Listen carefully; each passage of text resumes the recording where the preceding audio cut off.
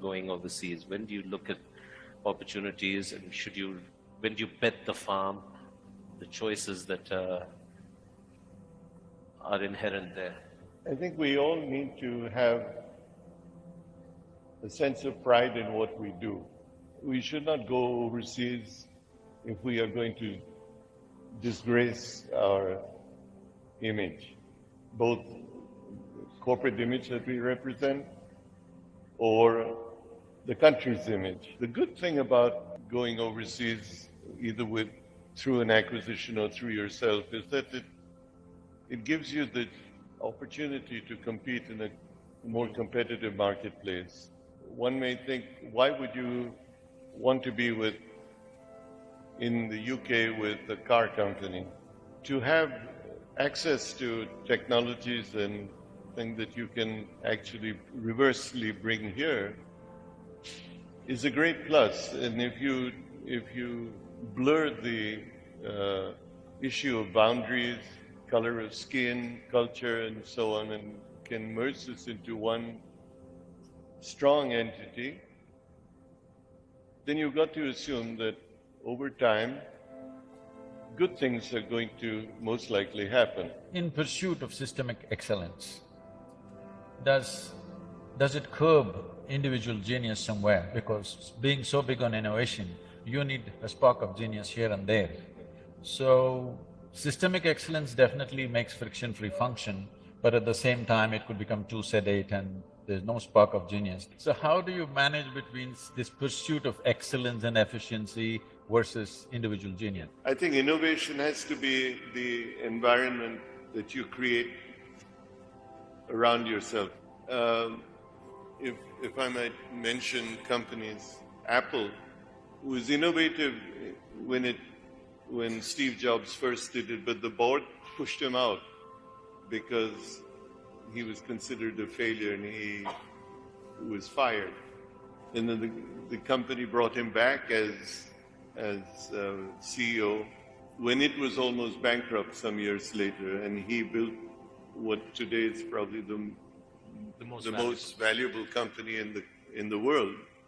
And what he really did was he did everything different to what the book would say, but he created an environment very autocratically that opened innovativeness. In a nation like this, where we are busy producing an underdeveloped population, and all that we have is population, nothing else in this country.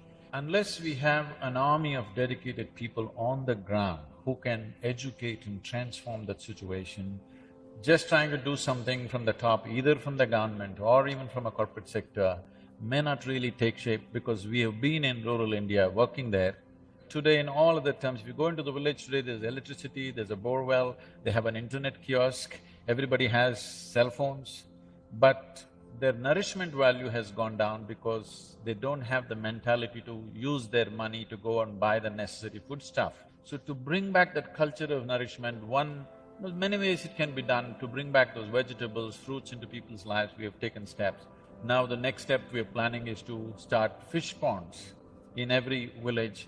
Innovative ways of doing this has to happen, because this is a silent disaster which is just progressing and it'll overwhelm the nation at some point.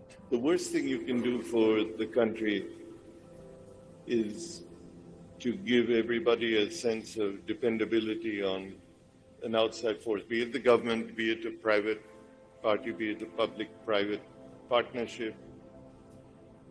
You have to create sustainability that is self-generated. If we have to create an environment of innovation, maybe that innovation comes not necessarily just in the nutritive thing, but how to create prosperity that is sustainable in a community, to create prosperity in the village.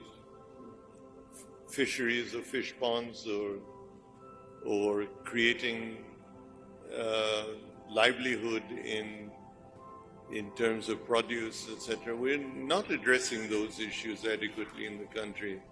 And many of them are, as you say, things that can easily be done.